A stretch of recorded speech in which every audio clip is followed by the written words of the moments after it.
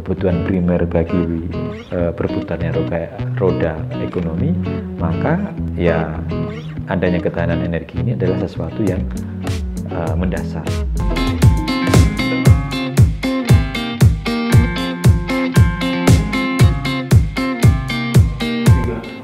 Halo, Assalamualaikum warahmatullahi wabarakatuh. Selamat berjumpa lagi. Pada kesempatan saat ini kita akan membahas materi yang sangat menarik terkait dengan ketahanan energi. Khususnya adalah ketahanan BBM nasional atau ketahanan bahan bakar minyak nasional yang nanti akan kami perbandingkan dengan beberapa negara lain di sekitar Indonesia.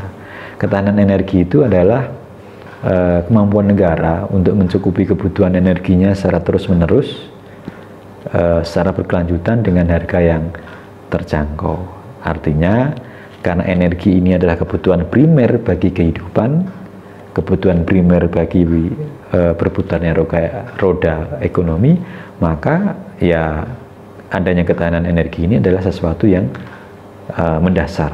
Artinya kalau tidak ada ketahanan energi, maka akan menjadi berbahaya bagi sebuah negara. Nah, pada kesempatan hari ini kami akan menyampaikan beberapa kondisi ketahanan energi, khususnya ketahanan BBM nasional yang kami perbandingkan dengan negara-negara lain. Ini untuk menggambarkan tentang bagaimana sih posisi ketahanan BBM nasional Indonesia dan bagaimana jika dibandingkan dengan negara-negara lain. Yang pertama kami sampaikan, misalkan kondisi BBM negara tetangga Singapura dengan jumlah penduduk yang sekitar 4,7 juta, konsumsi BBM di Singapura itu 1.255 barrel per hari. Singapura tidak punya lifting, artinya Singapura tidak punya produksi migas, tetapi Singapura punya kilang dengan kapasitas 1.395 barel per hari. Luar biasa kilang yang ada di Singapura. Dia tidak punya sumber minyak, tetapi dia punya kilang sebagai pengelolaan minyak bumi. Dan cadangan BBM Singapura itu mampu bertahan selama 90 hari. Artinya, andai kilangnya itu berhenti, andai tidak ada BBM lagi dipasok, maka Singapura masih bisa bertahan sampai waktu 90 hari. Yang kedua, masih di negara ASEAN, Malaysia, dengan jumlah penduduk berkisar 28,2 juta orang. Konsumsi BBM Malaysia 697.000 barel per hari. Malaysia termasuk negara produsen migas. Dia hari ini bisa mempunyai lifting sampai 657 barel per hari dan punya kilang dengan kapasitas kilang 722.000 barel. Tentang cadangan BBM-nya, Malaysia mampu bertahan sampai 25 hari. Kalau Singapura tadi 90 hari, sekarang turun di bawahnya, kalau Malaysia mampu sampai 25 hari. Berikutnya adalah negara yang cukup besar, yaitu China. China dengan jumlah penduduk hampir 1,3 miliar, dia punya konsumsi BBM 10.221 barrel per hari, punya lifting juga, artinya punya produksi migas 4.155 barrel per hari. Dia punya kilang yang kapasitas kilangnya bisa sampai 11.000 barel per day, dan kemampuan cadangan BBM-nya mampu bertahan sampai 90 hari.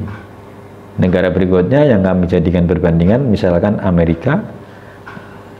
Amerika konsumsi BBM-nya mencapai 18.000 lebih barel per hari, punya produksi migas atau lifting itu mencapai 8.905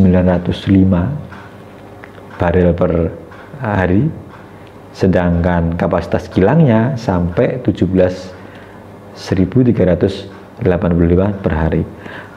Amerika luar biasa, cadangan BBM-nya mampu sampai 260 hari. Artinya tanpa ada pasokan BBM, Amerika masih mampu bertahan 260 hari. Sekarang bagaimana dengan Indonesia?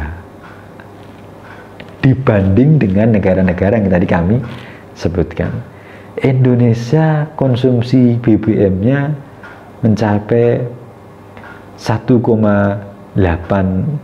juta barel per hari. Luar biasa. Sedangkan produksi migasnya atau liftingnya saat ini berkisar 718 barel per hari. Kita punya kilang mampu mengolah sampai 1,1 atau 1,2 barel 1.000 per hari.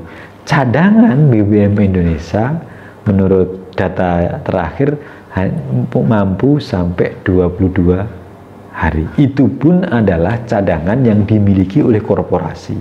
Artinya adalah cadangan BBM yang dimiliki oleh Pertamina untuk dijual.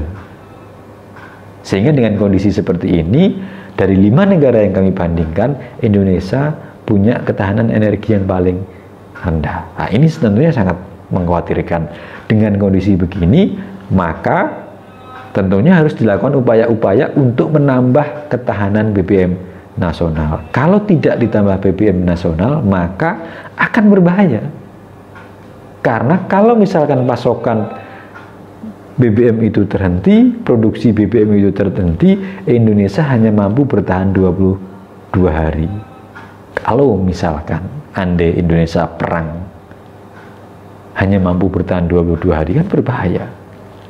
Pesawat-pesawat tempur, tank-tank kan tidak mungkin dengan bahan bakar air, tentunya harus diisi dengan bahan bakar minyak. Nah, oleh karena itu ini akan menjadi masalah bersama.